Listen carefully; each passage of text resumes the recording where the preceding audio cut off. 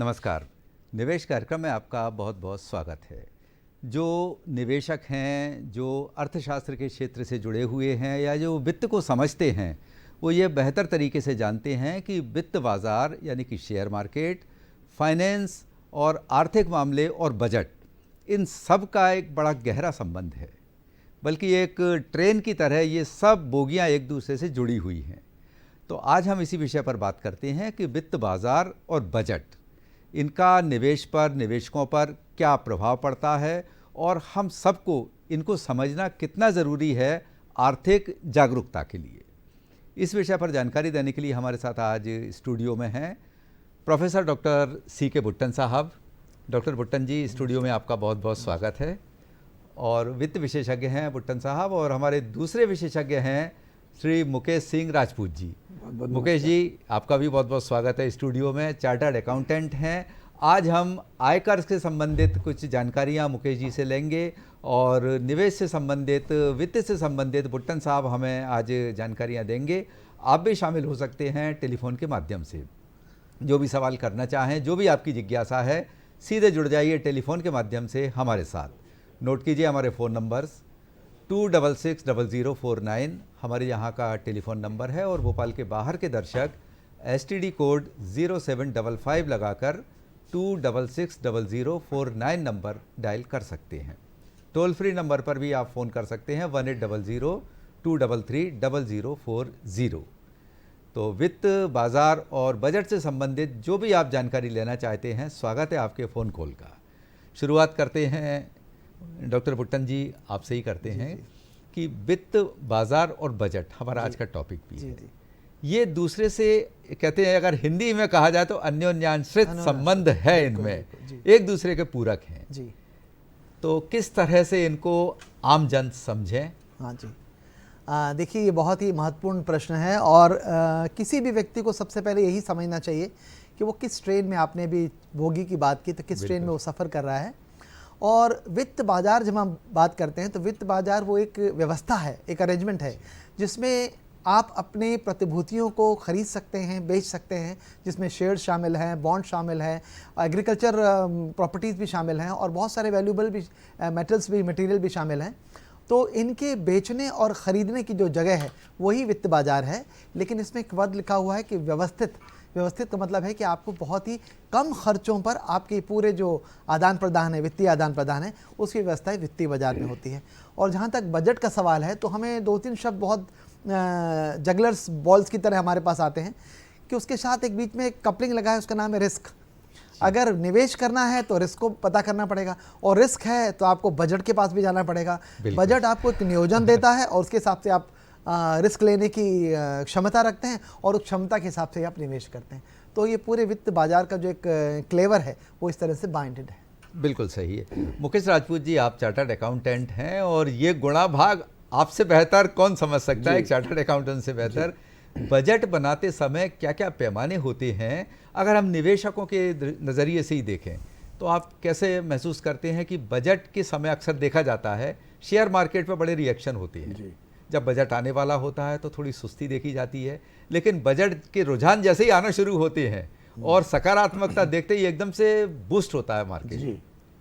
देखिए क्या होता है कि बजट एक बेसिकली क्या होता है, एक एनुअल फाइनेंस स्टेटमेंट होता है एक प्रकार से, जो हमारे पास कितनी सिक्योरिटी मार्केट में है, कैपिटल मार्केट में कैसे काम कर रही है, क्या प्रॉपर्टीज़ हैं, क्या इंफ्रास्ट्रक्चर है, सभी सेक्टर पे हमें कहीं ना कहीं थोड़ा फोकस करके विकास करना होता है। कोई भी देश जो होता है वो किसी एक सेक्टर विकास नहीं करता, उसको सारे क्षेत्र विकास करना होता है, चाहे वो इंफ्रास्ट्रक्चर हो, चाहे वो कैपिटल हो, चाहे एजुकेशन हो, एवरी सिस्टम, चाहे फार्मा सेक्टर हो, कहीं ना कहीं सर्वांगीण विकास होता है। तो सरकार को लगता है कि किसी एक सेक्टर में किसी कारणवश सुस्ती छाई हुई है, तो उसको बूस्ट देने के लिए बजट में प्रावधान किया जाता है और हम बजट बनाते हैं। कई बार ऐसा होता है जिस सेक्टर में बजट बनाया वहाँ बिल्कुल यूटिलाइजेशन नहीं हुआ है, तो उसको रीएलोकेशन करते हैं हम बजट को, ताकि सुस्त वाला जो पार्ट है उसको आगे बढ़ाया जा सके।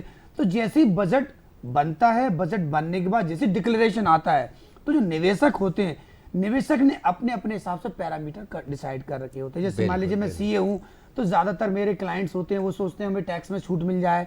अगर मान लीजिए कोई फार्मा सेक्टर वाले तो सोचते हैं फार्मा सेक्टर में कोई रिलैक्सेशन मिल जाए। लाइसेंस में छूट मिल जाए। और जो दूसरे सेक्टर इंफ्रास्ट्रक्चर वाले होते हैं वो सोचते हैं शायद इंफ्रास्ट्रक्चर छूट मिल जाए। तो जैसे ही बजट अपना शुरू होता है और सेक्टर वाइज वो जैसे जैसे डिस्ट्रीब्यूट होता जाता है वैसे वैसे मार्केट का रिएक्शन होना शुरू हो जाता है। तो जिस साल क्या होता है, सरकार को भी ये ध्यान रखना होता है कि इस साल हमको बजट में लाके इस सेक्टर को बूस्ट करना है। जैसे कि मान लीजिए पिछले 2 साल से हम बजट में देख रहे हैं कि कैपिटल इंफ्रास्ट्रक्चर पे बहुत ज़्यादा जोर दिया जा रहा है। देखिए, जब हमारा कोरोना आया था, कोरोना आने के बाद हमारी इकोनॉमी लगातार नीचे चली गई थी। अब उसको वी कर्व में लाना था, तो वी कर्व में लाने के लिए सरकार के पास 2 विकल्प आए। या तो वो जनता को पैसे बांट दे, वहां से जनता पैसे खर्चा करे, टर्नओवर बढ़ाए, या दूसरा सरकार खुद इन्वेस्टमेंट करे, कैपिटल खर्चे करे, ब्रिज बनाए, रोड बनाए। तो कहीं ना कहीं जब रोड ब्रिज बनाएगी तो छोटे छोटे मजदूरों को, सीमेंट की फैक्ट्रियों को, सभी कहीं ना कहीं काम मुकेश मिलेगा। जी, ये ऐसा विषय है कि बड़ी विस्तृत चर्चा आपसे होना है इस विषय में। फिलहाल हम विराम देते हैं आपकी चर्चा को। एक कॉलर हमसे जुड़ चुके हैं, नंद स्वरूप मिश्रा जी, बाराबंकी उत्तर प्रदेश से। हेलो नमस्कार सर, मैं जी, नंद स्वरूप नमस्कार। मिश्रा हूँ, बाराबंकी। मैं जानना ये चाहता हूँ कि जो नया वित्त हमारा आ रहा अप्रैल से, तो ऐसी प्रकार में जो बजट आया है, तो हम लोग अपने बजट के हिसाब से निवेश करते हैं, उसमें जोखिम होता है, ब्याज का चढ़ाव उतार होता है। तो ऐसी दशा में जो नया बजट आएगा अप्रैल से, तो उसमें हमारा जोखिम कुछ कम होगा। जी नंद स्वरूप जी, प्रश्न करने के लिए धन्यवाद। बजट अभी एक्चुअली अभी नहीं आया है, अभी अंतरिम बजट आया है जी। इस पर भी हम चर्चा करेंगे। बजट तो चुनाव के बाद फिर आएगा। जी हाँ जी। फिर भी उनका प्रश्न बहुत अच्छा है, जिसका है। जवाब हमारे बिल्कुल। आदरणीय फुटन जी देंगे। नहीं रिस्क प्रश्न की तो बहुत बात की है। इम्पोर्टेंट तो है ही और बहुत सरल प्रश्न भी है। सरल प्रश्न। लेकिन ये दर्शाता है कि क्यों एक आम व्यक्ति को इसके बारे में थोड़ी समझ में और ज़्यादा विवेकपूर्ण होना चाहिए। बिल्कुल। ये जो बजट अभी इंटरिम बजट दिखाया चुनाव से पहले का है, ये तो एक अनुमान है हमारा, ये हकीकत का बजट नहीं है। और दूसरी बात ये कि जब भी जैसे अभी आपने कहा कि बजट के पूर्व जो है बाजार की व्यवस्था काफ़ी सुस्त हो जाती है और बाद में तेज होने लगती है, जैसे आपने जोखिम के बारे में पूछा।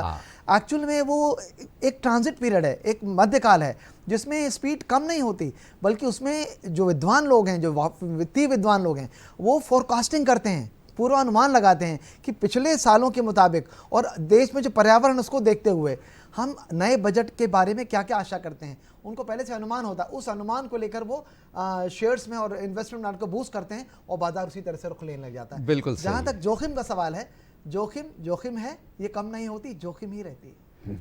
बिल्कुल सही है।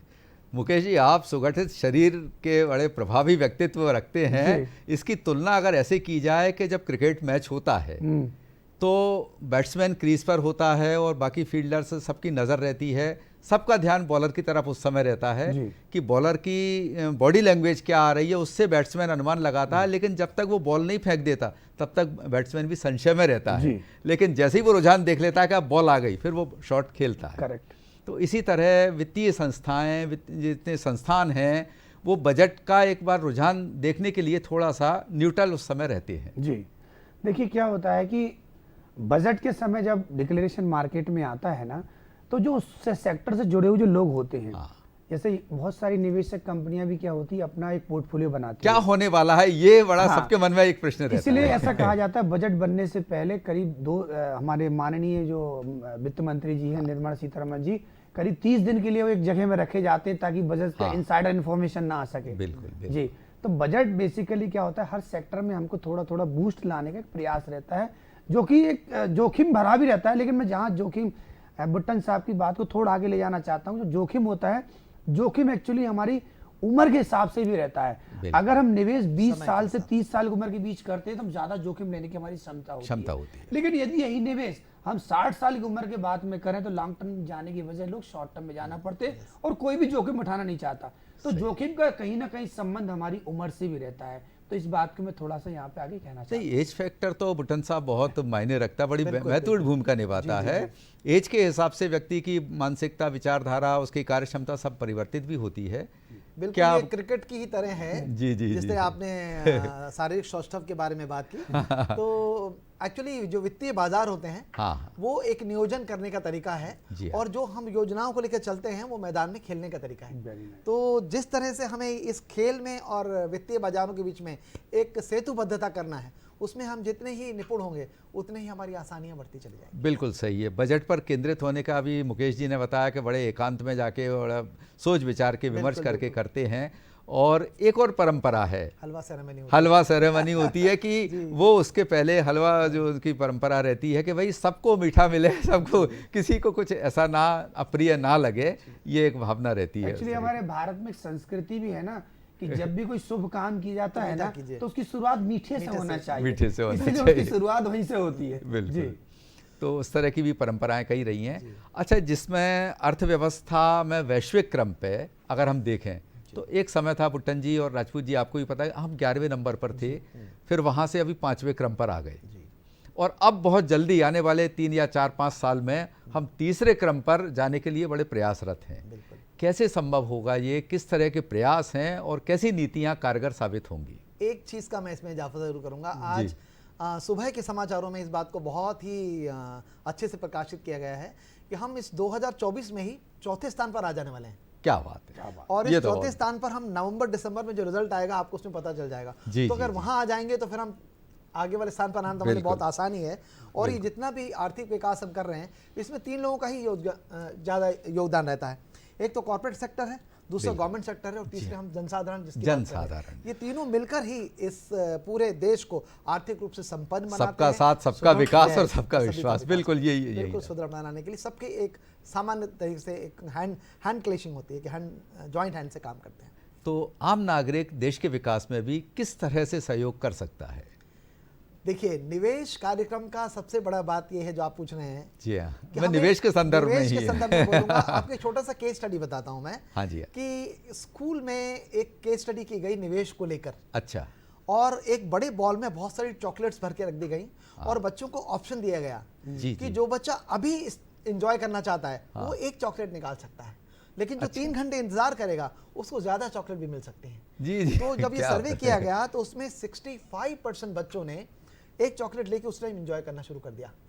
बाकी जो बचे थे, अब आप सोच सकते हैं बकेट में बहुत सारी चॉकलेट थी, तो बाकी ज्यादा जो बची थी वो उनको मिली जिन्होंने इंतजार किया, जिन्होंने धैर्य रखा, पेशेंस जिनके पास। जी, जैसे अभी राजपूत साहब बता रहे थे कि एज का फैक्टर है, जितना लॉन्ग टाइम आपके पास है उतना ज़्यादा आप एंजॉय कर सकोगे। अगर आप एज ज़्यादा हो गई है तो आप इतना रिस्क नहीं लेंगे। तो ये भी चॉकलेट की तरह है, अगर आप रिस्क लेना चाहते हैं तो आपको ice cream on the ice work मिलेगी, उस पर क्रीम भी मिलेगी। धैर्य रखना पड़ेगा, वक्त का इंतजार करना पड़ेगा। धीरे धीरे रे मना, धीरे सब कुछ होए, माली सींचत 100 घड़ा, ऋतु आवे फल। बहुत बढ़िया। और बच्चों को माइंडसेट शुरू से ही बनाना चाहिए कि हमें टॉफी एक नहीं, धैर्य के साथ कर। तो Mukesh ji, long term vision का इन्वेस्टर्स के लिए क्या बेनिफिट मिलता है?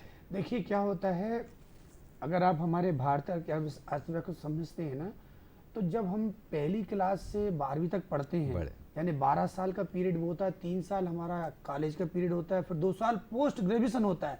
लेकिन 17 साल की पढ़ाई में हम कहीं ये नहीं पता चल पाता कि वित्तीय प्रबंधन हमें कैसे करना चाहिए। अचानक जब हम जॉब स्टार्ट करते हैं, हमें पहली सैलरी मिलती है तो हम हड़बड़ाकर उसको खर्चा करना शुरू करते हैं।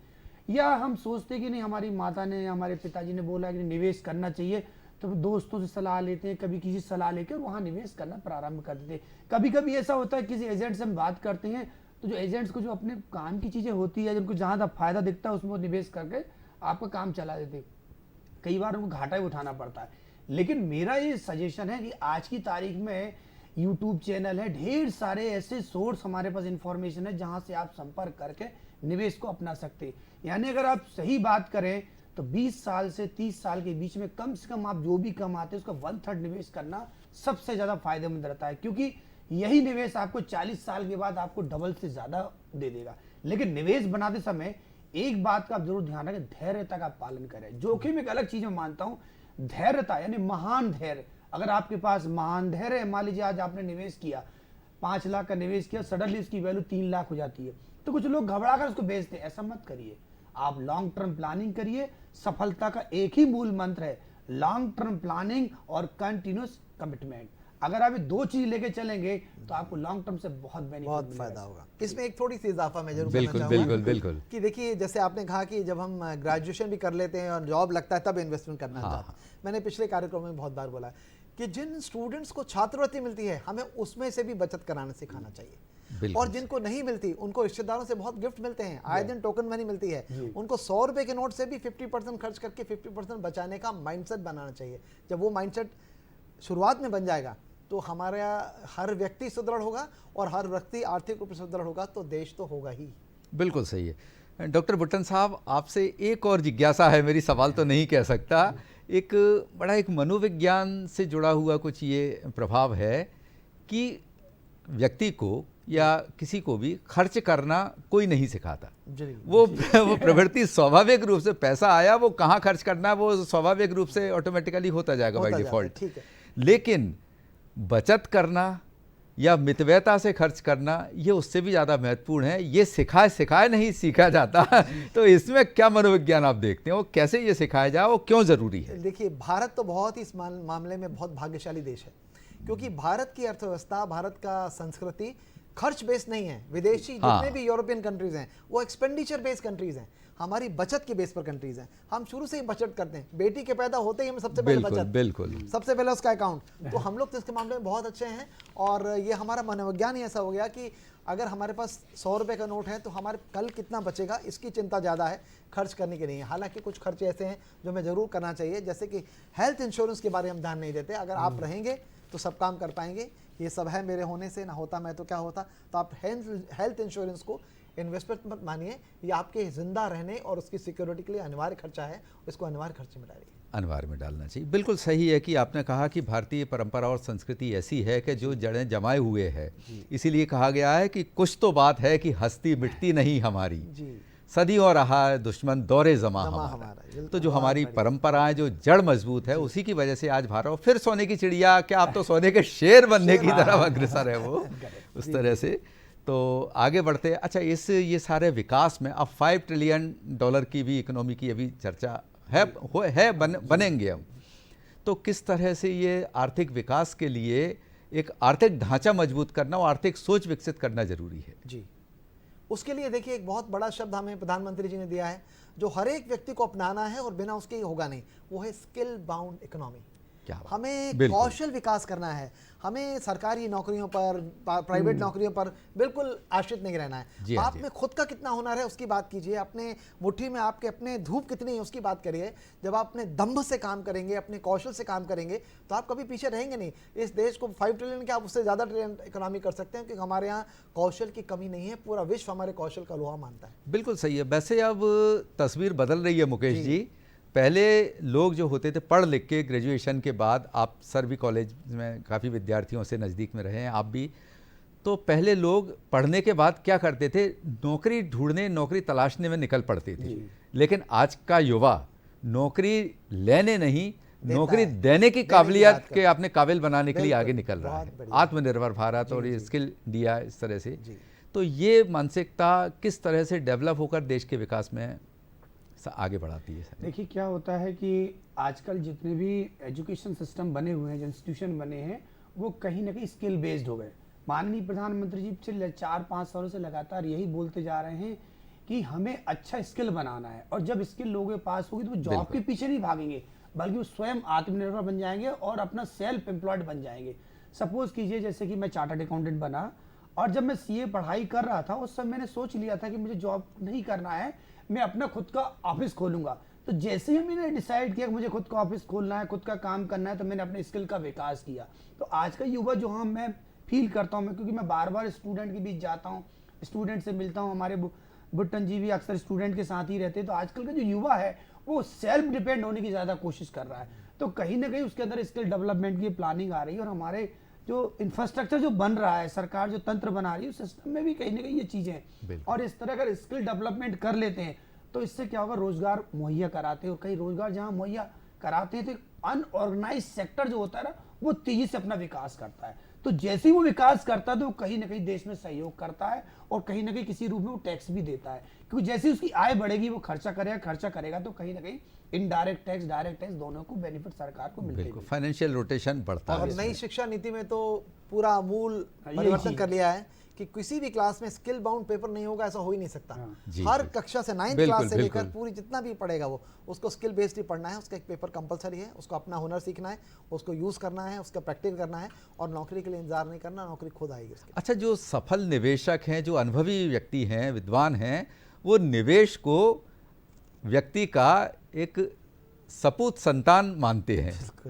इसका मतलब क्या हुआ? सपूत संतान निवेश कैसे मानते हैं उसको? देखिए इसलिए मानते हैं कि जैसे मान लीजिए हमारे भारत में क्या होता है, जब बच्चे जन्म लेते हैं ना तो उनको कहीं ना कहीं उम्मीद बन जाती है हम इस बच्चे को पढ़ाएंगे लिखाएंगे और एक समय ऐसा आएगा कि यही बच्चा हमको कुछ रिटर्न बैक देगा। बिल्कुल, ये हमारे भारत की परंपरा है। हमारे माता पिता ने हमको जो पाला पोसा या बड़ा किया, कहीं ना कहीं सभी सोचते हैं। तो ऐसे जब हम कोई निवेश करते हैं ना, तो निवेश करते समय हमारी सच्ची भावना रहती है कि हमें जब हमारे हाथ पांव नहीं चलेंगे, हमारा शरीर इतना ऊर्जावान नहीं होगा, तो ये सपूत जो हम छोटा छोटा करके बड़ा कर रहे हैं, ये सपूत हमारे रूप में काम आएगा। जैसे कि आप एनपीएस में निवेश कर लीजिए, ईएलएसएस में निवेश कर लीजिए, लॉन्ग टर्म निवेश होते हैं, वो कहीं ना कहीं सबूत के रूप में काम आते हैं सर। और वो सच्चे सपूत होते भी हैं। जब जरूरत पड़ती है ना भाई साहब, हकीकत यही है। जब भाई साहब जब जरूरत पड़ती है, जब आप बिल्कुल आपके हाथ पांव नहीं चलते या कहीं बीमार हो जाते हैं, तब इंश्योरेंस सेक्टर ही एक ऐसा सेक्टर है जो आपके पास आके आपको पैसा देता है। बिल्कुल सही है, वो धोखा नहीं देता, वो कभी धोखा देता। इसलिए हम चाहते हैं कि हर निवेशक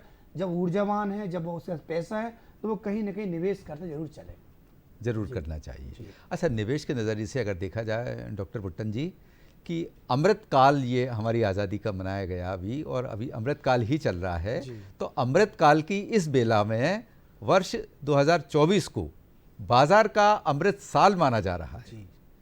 देखिए 2024 को हम दो भागों में बांट देते हैं।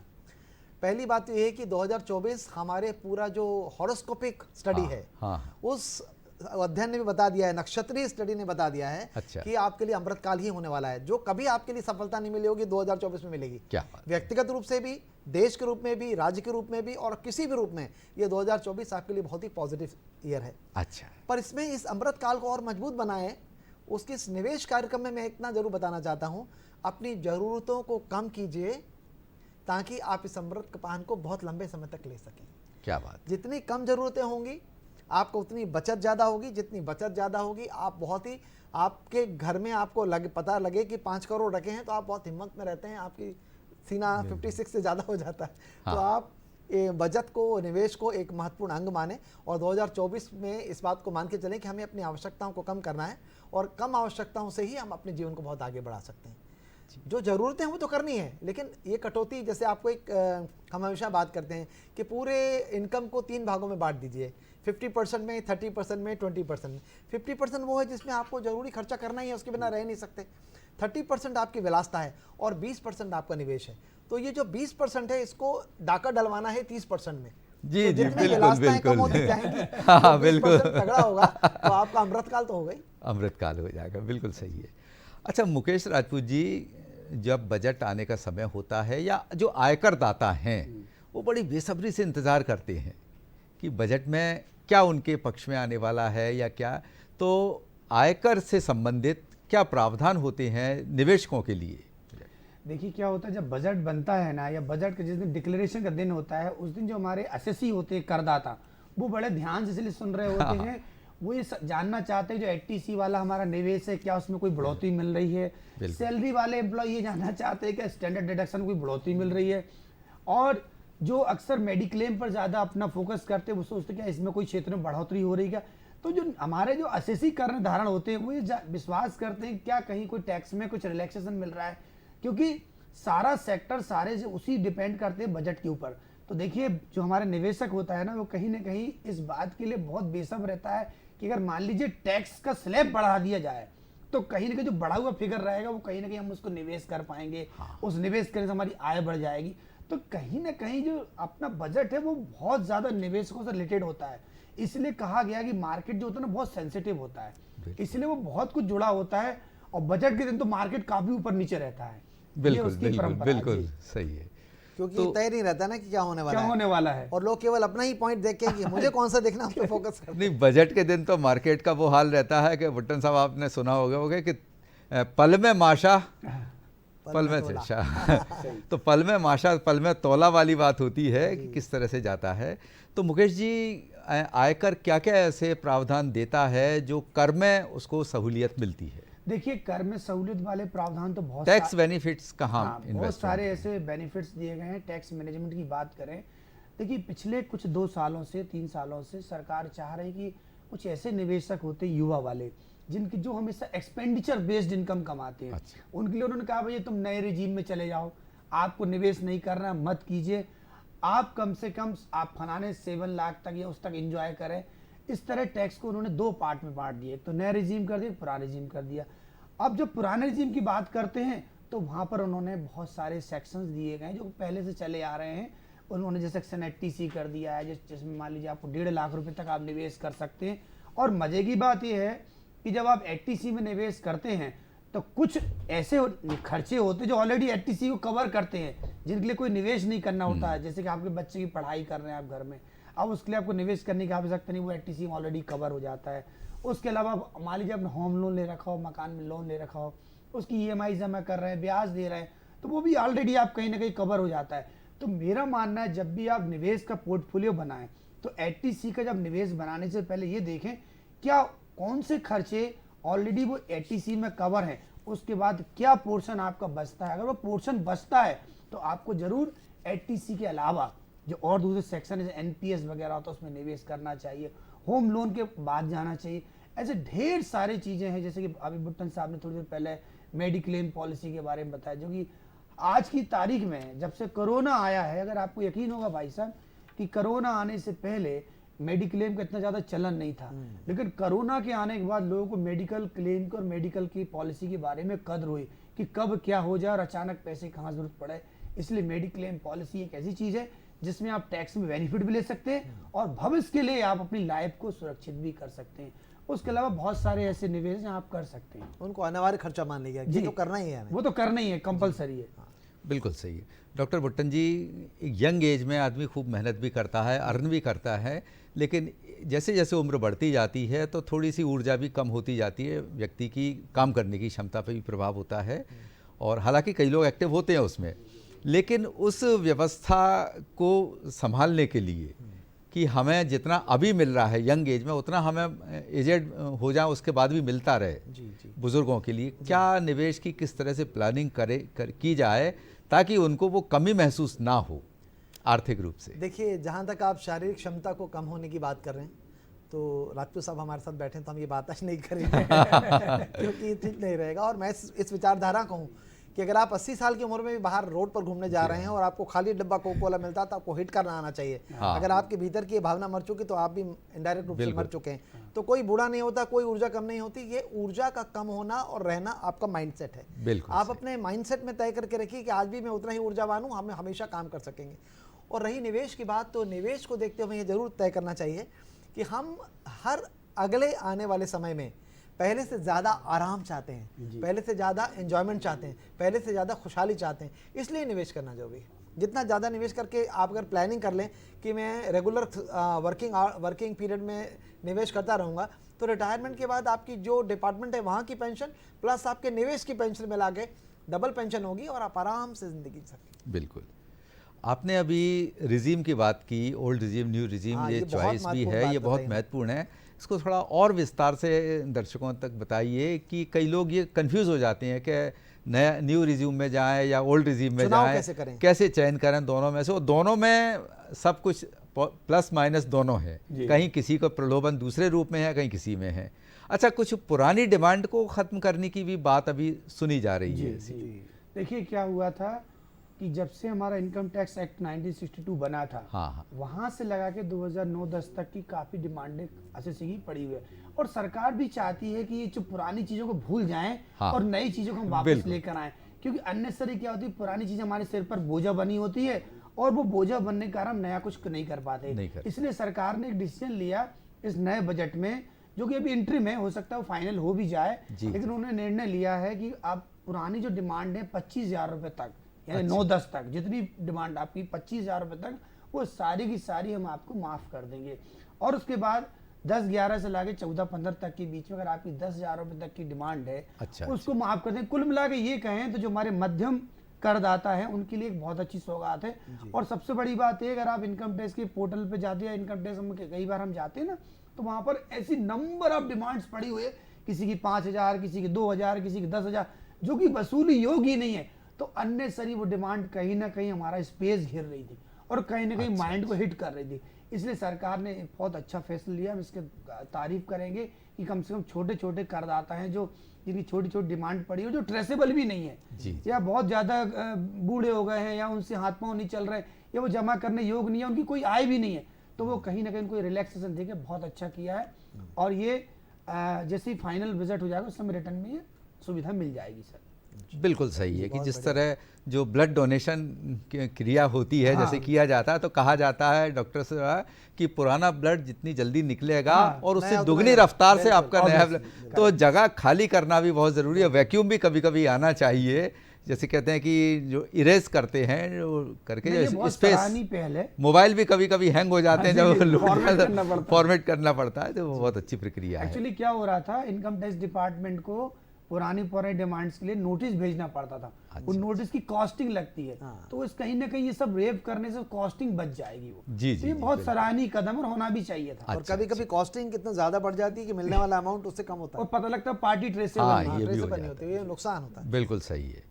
और कलंक एक माथे पर रहता ही है वो कि तो है ही, वो इसलिए सबको लेजर को कैरी फॉरवर्ड कर रहा है इनकम टैक्स बार-बार, तो कहीं ना कहीं उसको हटाना तो अच्छा था। इसलिए ओल्ड अगर ये आपका जो पुरानी डिमांड है वो समाप्त होने से काफ़ी कुछ नयापन आएगा। अच्छा डॉक्टर भुट्टन साहब, आजकल तो वैसे फाइनेंशियल एडवाइज़र काफ़ी मिल जाते हैं, अवेलेबल हैं और करते भी उनकी सलाह से इन्वेस्टमेंट, लेकिन अगर व्यक्तिगत रूप से देखा जाए एक आम इंसान को एडवाइस लेना चाहिए, वो अच्छी बात है।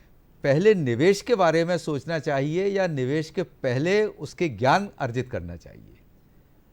एक्चुअली ये उसका दोनों ही पूरा बातें- बैकग्राउंड हाँ, समझना ये चाहिए। दोनों बातें सहवितरत हैं। ना तो कोई पहले कर सकते हैं या बाद में कर सकते हैं, क्योंकि जब जी। आप पहले ज्ञान प्राप्त करते रहें और उसको कमाना भूल जाएं तो बेकार है, और कमाना शुरू कर दिया लेकिन आप उसको ज्ञान नहीं है तो पैसा बेकार चला जाएगा। तो दोनों सहविस्तृत हैं। आपके पास जितनी आय है और जितना समय है, उस आय की मात्रा और समय को देखते हुए फार्मूला बनाना चाहिए कि हमें कितने समय पर कौन सा इन्वेस्टमेंट करना है जिससे कि हमें लाभ कब मिलेंगे। उसकी आपके पास प्लानिंग होती है। आपको बच्चों के एजुकेशन के लिए चाहिए, बच्चों की शादी के लिए चाहिए, आपको कहीं विदेश यात्रा करने के लिए जाना है, ये सारे प्लानिंग रहती है। उस प्लानिंग के हिसाब से आपको ये तय करना पड़ता है कि हम इन्वेस्टमेंट को कैसे व्यवस्थित करें और उसका लाभ हमें उचित समय पर मिल पाए, ताकि ऐन वक्त पर हमें किसी के साथ जाकर पैसे उधार न लेने पड़े। जी जी, मैं आपसे जानना ये चाह रहा था कि जैसे ड्राइविंग उसकी सुरक्षित रहती है कि कार खरीदने से पहले अगर व्यक्ति खुद कार ड्राइविंग सीख जाता है तो बड़े आत्मविश्वास के साथ वो अपनी गाड़ी भी ड्राइव करता है और वो सुरक्षित भी रहती है। अगर कार खरीदने के बाद आप ड्राइविंग सीख रहे हैं तो डेंट पेंट की फिर झंझट भी मैंने रहता इसलिए है। कहा कि दोनों चीजें सहव्यस्त रहते हैं, आपको दोनों चीज एक साथ आनी चाहिए। आप उसका ज्ञान भी प्राप्त करते रहें और जैसे जैसे आप पास पैसे आते रहें उसको इन्वेस्टमेंट भी करते रहें। बिल्कुल सही है।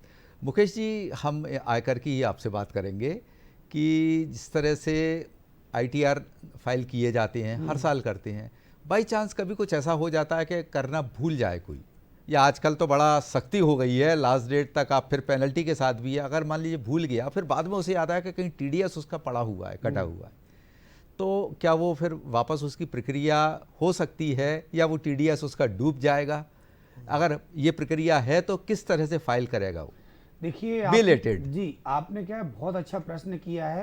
Belated जी, फाइल। अगर वित्त वर्ष की बात करें 2022-23 यानी असेसमेंट ईयर 23-24 की बात करें तो उसका ड्यू डेट जो थी दिसंबर तक उन्होंने दी थी रिटर्न फाइलिंग करने की। अच्छा, कि अब दिसंबर तक, जुलाई थी, उसके बाद उन्होंने दिसंबर तक आप पेनल्टी के साथ जमा कर सकते थे लेकिन आपको रिफंड नहीं मिलेगा, ये उन्होंने बताया था। और उसके बाद आदि मार्च तक आप कोई रिटर्न फाइल करते हैं वो ITR U फाइल होगा, तो आप रिफंड का क्लेम नहीं कर सकते। लेकिन अगर आप ध्यान से इनकम टैक्स की बारियों को अध्ययन करते हैं तो ये पाया जा सकता है कि अगर मान लीजिए आप रिटर्न फाइल नहीं किया कोई बात नहीं और आपका कहीं से पता चलता है कि आपका TDS कटा है। देखिए TDS 2-3 प्रकार से कटता है। मान लीजिए आप बैंक से कैश निकाल रहे हैं तो आजकल बैंक भी TDS काट लेती है, आपको वही आपकी इनकम नहीं है वो, लेकिन चूंकि आपने कैश निकाला ले उस पर TDS काट लिया गया। FDR थी आपकी, कहीं आपको पता नहीं चला और वहाँ TDS कट गया, ऐसा हो सकता है कई जगह। तो आपको बाद में पता चलता है कि आप रिटर्न फाइल करना भूल गए और ये TDS की फिगर आई है, तो यहाँ पर ITR फाइल जो U फाइल करेंगे। एम्प्लॉयर भी TDS काटते हैं Yes, obviously। ऑर्गेनाइज सेक्टर में? नहीं, देखिए ऑर्गेनाइज सेक्टर में जहाँ TDS काटते हैं वहाँ एम्प्लॉय को पता होता है, लेकिन जो अनऑर्गेनाइज सेक्टर होता है हाँ, वही हाँ। समस्या है। वहाँ समस्या, उन्हें पता नहीं होता। उन्हें नहीं अचानक अब आपको, जैसे आज फरवरी में बैठे हैं, अब आपको पता चला अरे हमारा तो कोई TDS कटा था, बैंक में जहाँ से कैश निकाला था अब पता चला, तो यहाँ पर कोई इनकम नहीं थी। तो ऐसी कंडीशन में क्या है, लॉ में एक व्यवस्था है कि जिस वर्ष का TDS है आप TDS का रिटर्न फाइल करते समय ITR U फाइल होगा, एक्चुअली लेट। अच्छा। ITR U फाइल करते समय उस TDS को कैरी फॉरवर्ड करा दीजिए यानी आप अच्छा, उस अच्छा, टीडीएस अच्छा। को इस साल मत लीजिए, नेक्स्ट ईयर के लिए कर उसको आप नेक्स्ट ईयर के लिए कैरी फॉरवर्ड कर दीजिए। अगर आप नेक्स्ट ईयर की कैरी फॉरवर्ड कर देंगे तो इनकम भी कैरी फॉरवर्ड उसके साथ हो जाएगी। अगर मान लीजिए आपने बैंक से पैसा निकाला था कैश, उसमें टीडीएस कटा दो, वो तो कोई इनकम है ही नहीं है। तो ऐसे टीडीएस को आप अगले साल के लिए कैरी फॉरवर्ड करा दें, और जब नेक्स्ट ईयर रिटर्न फाइल करने जाएंगे ड्यू डेट में, तो पुराने साल का ब्रॉड फॉरवर्ड करेंगे प्लस करंट ईयर का, उसको दोनों को मर्ज करके आप क्लेम कर लीजिए। ये आयकर नियम में प्रावधान है, आपको ये ध्यान रखना पड़ेगा। लेकिन एक सेक्शन है S199, इसको आपको थोड़ा सा पढ़ना पड़ेगा। लेकिन अच्छा। लेकिन मेरी जानकारी के हिसाब से ऐसे बहुत से करदाता हैं जिन्होंने अपना आईटीआर फाइल नहीं कर पाए हैं और उनके टीडीएस भी हैं, तो इस चीज का वो आज फायदा उठा सकते हैं। बिल्कुल दर्शकों, राजपूत ये साहब बहुत की महत्वपूर्ण बात जो है- जानकारी दी है मुकेश जी, जी ने, कि अगर आप मान लीजिए FI नहीं कर पाए ITR फाइल और आपका TDS पड़ा हुआ है, तो कैरी फॉरवर्ड उसको करा सकती है। वैसे भी मैं आपकी बात को थोड़ा सा और कहना चाहता हूं कि जिन लोगों ने अपने रिटर्न फाइल नहीं कराया है, वो एक बार इनकम टैक्स के पोर्टल पे लॉगिन करके 26AS, TIS और AIS को जरूर देख लें।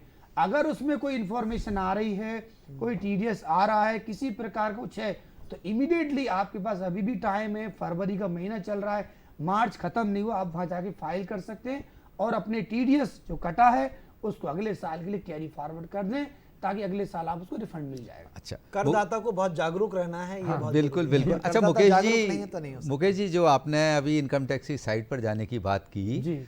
तो एक बार दर्शकों की सुविधा के लिए थोड़ा सा उन्हें बताइए कि किस तरह से हम साइट जब खोलते हैं, हमने लॉगिन किया, लॉगिन करने के बाद क्या क्या ऑप्शन आते हैं और कहाँ कहाँ उन्हें जाना, क्लिक करना चाहिए। देखिए खेमरिया जी, आपका बहुत अच्छा प्रश्न है। आजकल के जो हमारे करदाता हैं, चाहे वो रिटर्न फाइल करते हो जी, चाहे हाँ ना जी। करते हो, लेकिन वो इतने जागरूक करदाता हैं कि हमको स्टेप बाय स्टेप बताने की आवश्यकता नहीं पड़ती, क्योंकि आजकल इन्फॉर्मेशन इतना ज़्यादा यूट्यूब कहीं ना कहीं जो देख लेते हैं।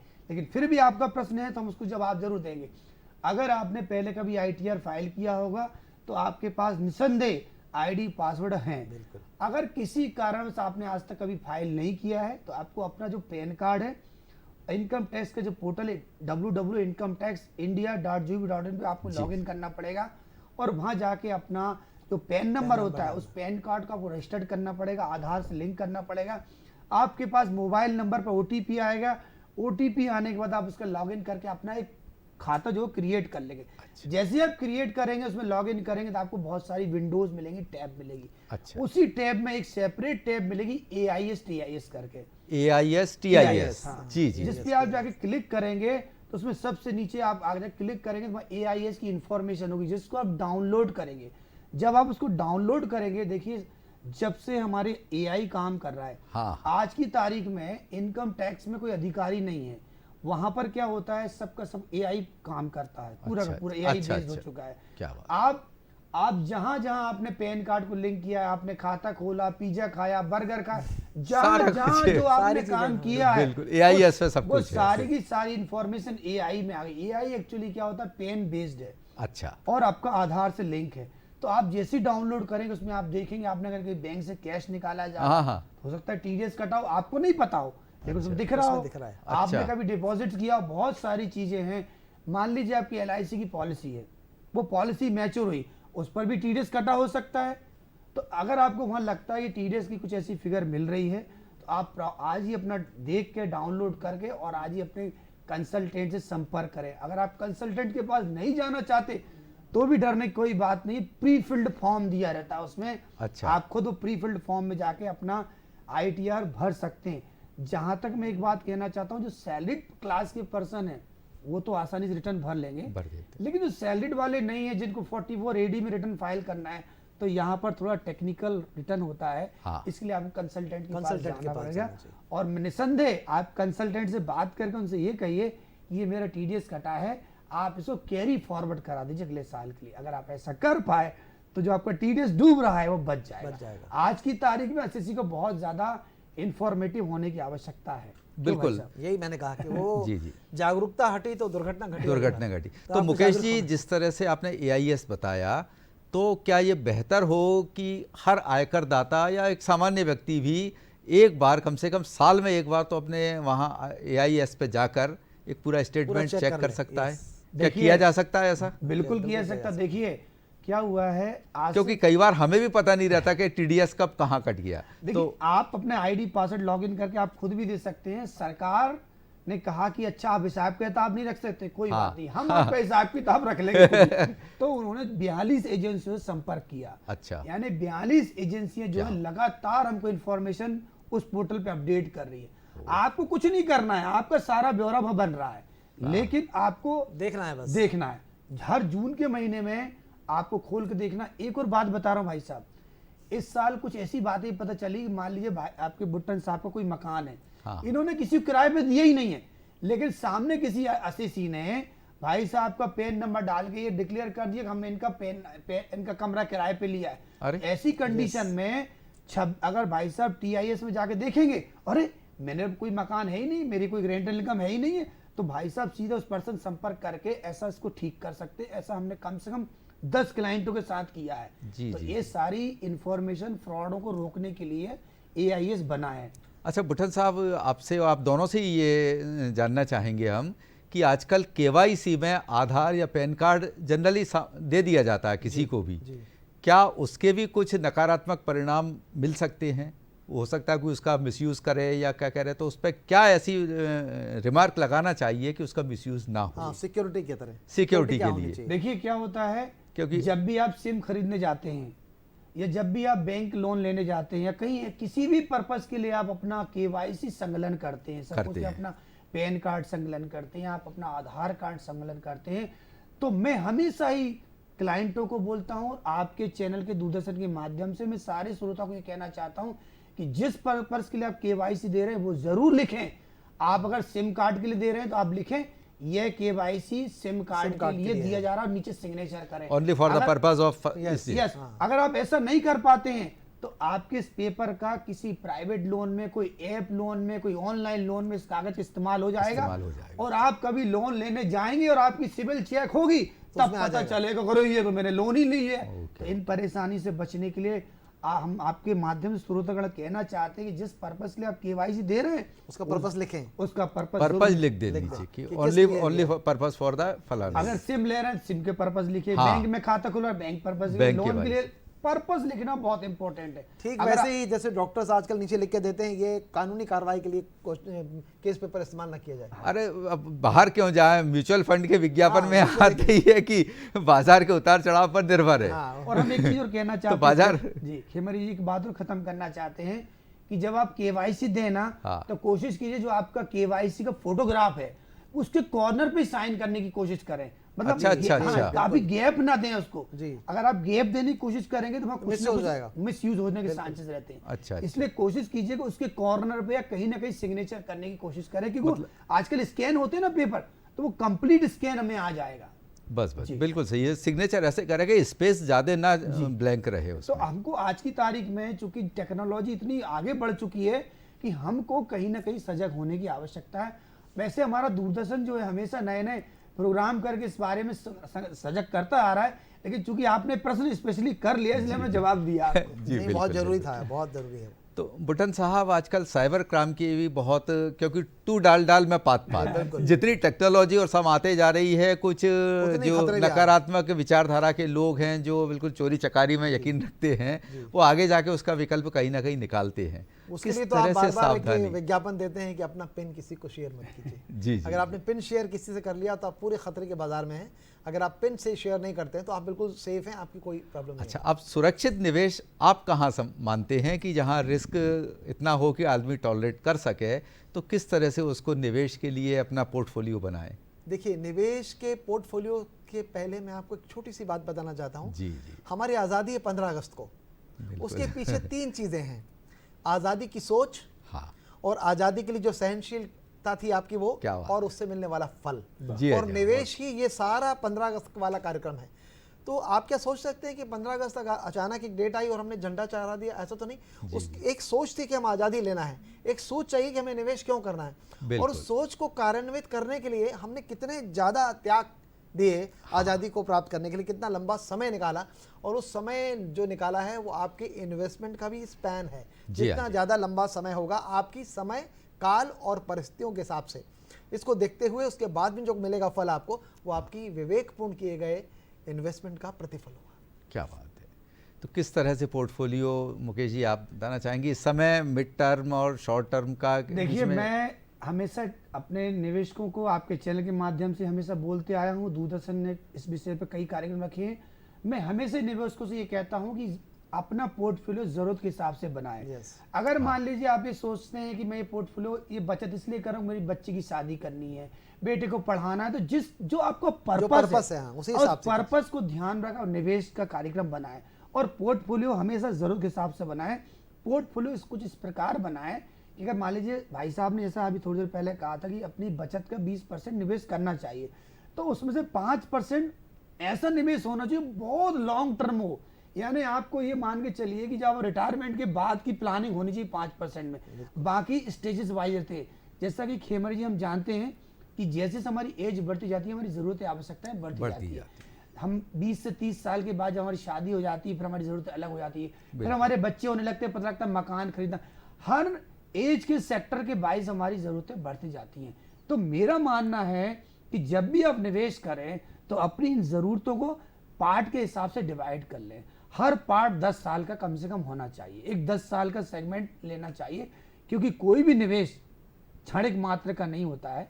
आप उसको कम से कम 5 साल और 10 साल के ब्रैकेट में लेके चलें, और साथ में ये मान के चले कि ये निवेश मैंने बच्चों की शादी, जिसके पर्पस यानी पर्पसफुल निवेश होना चाहिए। जी जी। और पोर्टफोलियो जब एक बार बन जाता है और आपको कुछ समय के बाद ये लगता है कि मुझे इसमें कुछ चेंजेस करना है, हाँ, तो आपके पास पोर्टफोलियो मोबिलिटी का भी एक चांस रहता है। तो आप अपने chance। पोर्टफोलियो को उस तरह से चेंज कर सकते हैं, पर उसके लिए आपको बाजार पर पैनी नजर रखनी पड़ेगी कि किसको विड्रॉ करना है और किस पे री इन्वेस्ट करना है। बिल्कुल बिल्कुल। अच्छा, इस समय क्या रियल एस्टेट को भी अपने पोर्टफोलियो में शामिल करना फ़ायदेमंद रहेगा? मैं समझता हूँ कि बहुत ज़रूरी है, और आपको राजपूत साहब भी बताएंगे, क्योंकि ये एक माध्यम ऐसा है रियल एस्टेट में हाँ। कि इनकम टैक्स की छूट का एक बड़ा हिस्सा आप रियल एस्टेट में इन्वेस्ट करने के बाद ही प्राप्त कर सकते हैं। जी जी जी। वो डिटेल मुकेश जी, मेरे को रियल एस्टेट से एक बात याद आ गई कि कई लोग होम लोन लेते हैं मकान खरीदने के लिए। होम लोन ले लिया, उसके लोन आ गया, फिर उस पर इंटरेस्ट भी शुरू हो जाता है, ईएमआई भी शुरू हो जाती हैं, लेकिन कतिपय कारणों से ऑक्यूपेशन बिल्डर वो उसको तैयार करके उसका पोजीशन नहीं दे पाता। ऐसी स्थिति में उसकी ईएमआई भी जा रही है, इंटरेस्ट भी जा रहा है, लेकिन पोजीशन नहीं मिला, तो आयकर क्या कहता है? क्या वो क्लेम फाइल कर सकता है अपना? देखिए, आपका जो प्रश्न है वो इतना काबिले तारीफ है, क्योंकि जो भी होम लोन लेते हैं, तो जब भी होम लोन लेने हम जाते हैं तो बेसिक पर्पस टैक्स का होता है। टैक्स ये का बिल्कुल होता है। confirm बिल्कुल बिल्कुल सही हाँ, है। कि हम मकान क्यों खरीद रहे हैं? ताकि हमें इसमें टैक्स में बचत मिल जाए, और जो किराया हम दे रहे हैं वो कहीं ना कहीं ईएमआई के रूप में चला जाए। 2-3 फैक्टर्स में ये बिल्कुल निवेशक चलता है। अगर मान लीजिए आपने कोई मकान लिया है, बुक कर दिया है, और आपने लोन भी ले लिया है, हाँ। किसी कारणवश बिल्डर ने उसे 3 साल तक प्रोजेक्ट खींच लिया, 4 साल तक खींच लिया है, तो 5 साल के बाद उस होम लोन की वैलिडिटी अलग हो जाती है। तो हम कोशिश कर रहे हैं अच्छा। कि 5 साल से पहले आप कहीं ना कहीं इसका पोजीशन ले लें। अब सवाल ये उठता है कि पोजीशन लेने से पहले का जो आपने ईएमआई भी चुका दी हो हाँ। सकता है ब्याज भी चुका रहे हैं, ईएमआई दोनों चीज चुका रहे हैं, तो यहाँ पर इनकम टैक्स एक बात कहना चाहता है कि पोजीशन से मिलने तक का जो भी आपका ब्याज है, इंटरेस्ट पोर्शन है, उसका क्लेम आप जिस समय आपको पोजीशन मिलेगा उसको एक्यूमुलेट कर देंगे। एक्यूमुलेट करने के बाद उसको 20% यानी 1/5 में 5 साल के उसमें आपको छूट मिलेगी। आप ये नहीं कर सकते कि आपको मकान पोजीशन मिला नहीं है जी। और आप ईएमआई चुका रहे हैं, ब्याज चुका रहे हैं, उसका डिडक्शन क्लेम कर लेंगे। सरासर गलत है, और जो करदाता ऐसे कर रहे हैं उन्हें रुक जाना चाहिए।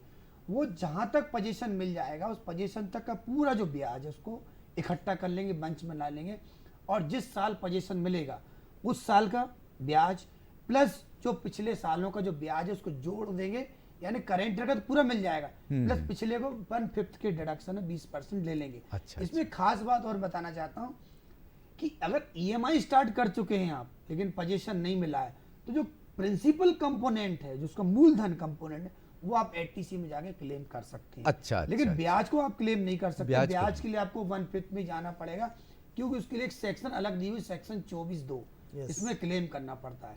इसलिए कोशिश कीजिए बिल्डर को, अगर आप पैसा दे चुके हैं, आप ईएमआई स्टार्ट हो चुकी है, तो उसको प्रेशर डाल के 5 साल से पहले आप पोजीशन ले लीजिए। अदरवाइज 5 साल के बाद की कंडीशन अलग नहीं, उसका तो समाधान है मुकेश जी। बुट्टन साहब, आजकल जो regulatory real estate regulatory authority जो रेरा जिसे कहते हैं, उसने नकेल डाली हुई है इस तरह से, बस वो बिल्डर उसमें रजिस्टर्ड होना चाहिए। तो वो मुआवजे के तौर पर वो पूरा ध्यान रखते हैं एक वायर्स के हितों का, और रेरा में आप जाके कंप्लेंट कर सकते हैं, तो वहाँ से आपको जरूर न्याय मिलता है। पर कर की दृष्टि से जरूर सबको ध्यान रखना चाहिए कि आय का इस्तेमाल करना महत्वपूर्ण नहीं है। अगर आपको आय मिलती है और आपने उसको नहीं ली तो भी उसका उपयोग ही माना जाएगा और आपको उसको टैक्स देना पड़ेगा। अच्छा, टैक्स आपका आय का त्याग करना, आय का इस्तेमाल करना है। आपकी बात को थोड़ा सा मैं आगे ले जाना चाहता हूँ, क्योंकि भाई आपने कुछ समय पहले भाई साहब से एक प्रश्न पूछा था कि रियल एस्टेट में इन्वेस्टमेंट करना चाहिए। हमेशा ही कुछ सेक्टर ऐसे होते हैं जो हमेशा अच्छा रिटर्न्स भी देते हैं। अगर आप एक रियल एस्टेट में निवेश करते हैं, मान लीजिए आप मकान खरीदते हैं, तो एक प्रकार से दो चीजों का आपको फायदा मिलेगा। एक तो आपको रेंटल इनकम मिल सकती है, दूसरा आपको कैपिटल एप्रिसिएशन भी मिलता है।